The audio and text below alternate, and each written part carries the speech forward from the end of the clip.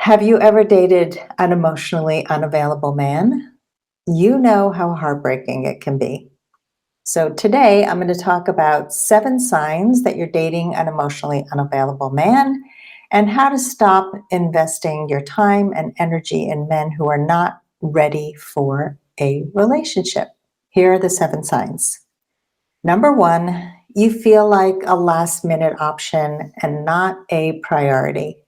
A man who is emotionally unavailable is not really putting the energy into the relationship.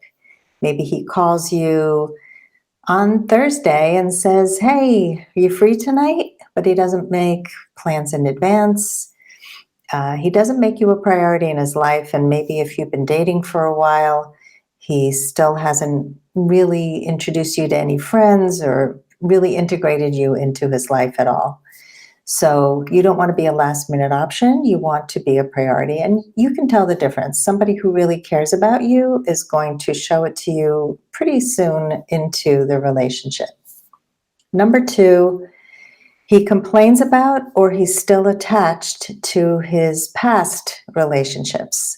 And so a man who's emotionally unavailable is still really angry at an ex, he's very victim-y, or he's still in love with an ex. So it can go in either direction, but either way, it's not good. So if you've met somebody who's widowed, who can't stop talking about his wife, doesn't seem like he's moved on. And I've had that happen years ago. I got on a call, a video chat with a guy who was widowed, and he was like, "Yeah, I'm totally ready for a relationship."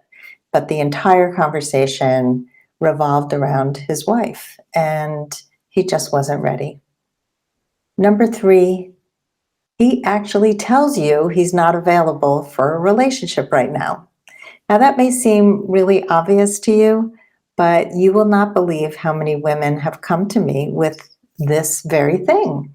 A man has said, I'm really not available to have a relationship. I can't have a relationship right now. I'm not looking for a relationship right now. And yet, these women, and you may be one of them, have continued to date them, hoping that he will change his mind and pick you to be the one that he wants a relationship with. So believe a man when he tells you what he tells you, because it's true. Number 4, you feel great when you're together, but you're really anxious when you're apart.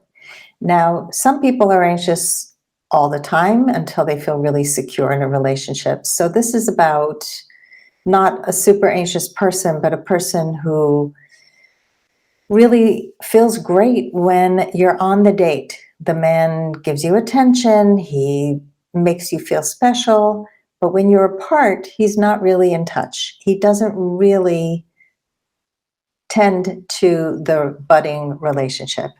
So you need to feel good when you're together and when you're apart. And when you're in a relationship like this and the man is really kind of out of sight, out of mind, you're probably dating an emotionally unavailable man. Number 5, he doesn't show emotion or empathy. Now, these are men who are emotionally unavailable to anyone.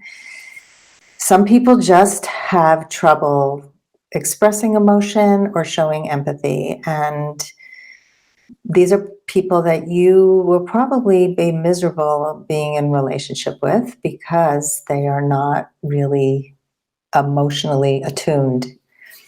Number 6, and these are different ways that he disengages from you. He, in many ways. So he disengages by working long hours. So if a man says, "I'm just not available, I have a lot of work," and it's always a lot of work, and he piles on the work. A person who really wants to see you will make time for you. So these are ways that people disengage. Drinking too much or taking a lot of drugs, that's kind of a numbing. Those are not available people because they're numbing their emotions. Spending a long time away from you, so he doesn't keep asking you out on dates. 2 weeks go by, 3 weeks go by, and then he pops up again.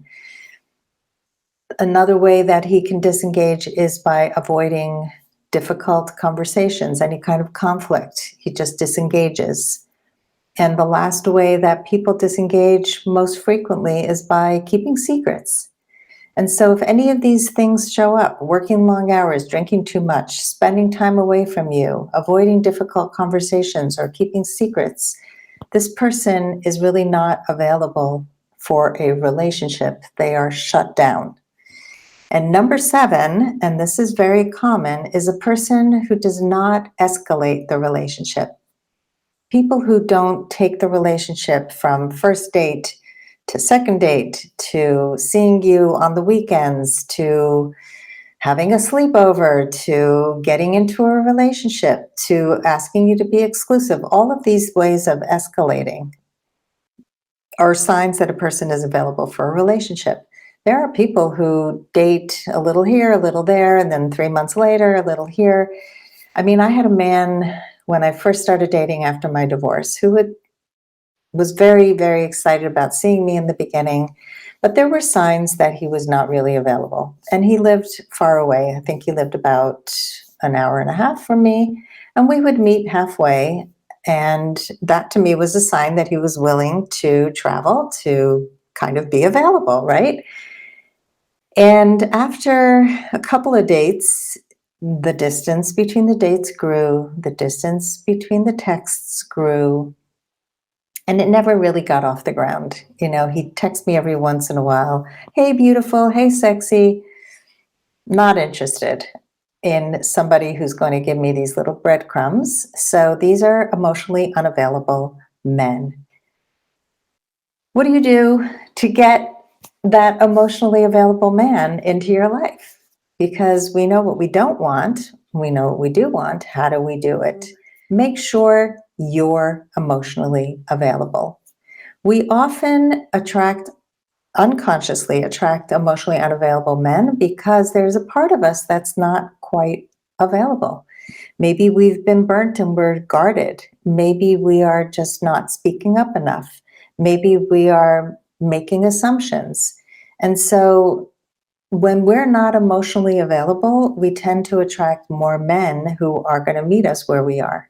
So work on your emotional availability. And some of the ways we do that are knowing what you must have and what your deal breakers are, setting clear boundaries with men and everyone else in your life. So once you know what you must have and what you don't want, you'll be really clear. And then you set boundaries to protect those things that are important to you.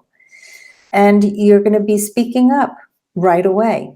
Something bothers you, you're going to let him know. And that's hard. It's hard work. Most of us are very bad at that, but that's why I teach these skills. And I'm about to launch a course in communication skills, which I'm really excited about. And I'll keep you posted about that. And the last thing that you want to do if you want to attract an emotionally available man is to stay curious. We tend to make assumptions about people, and maybe we assume that somebody's not available when they really are. So stay curious, ask questions, don't jump to conclusions, and that will help you. And be picky about the things that matter and let all the other stuff go. So this is really, to me, it's the inner work that helps you to recognize the emotionally unavailable man and select the right people to spend energy and time with, because our energy is limited. Our time is limited. It's a precious commodity. We're not going to know these things immediately sometimes. You know, sometimes it takes a few dates. It takes 3, 4, 5 dates to see some of the signs. But pay attention and don't just look for the bad. Look for the good and really enjoy dating so you can go on your last first date.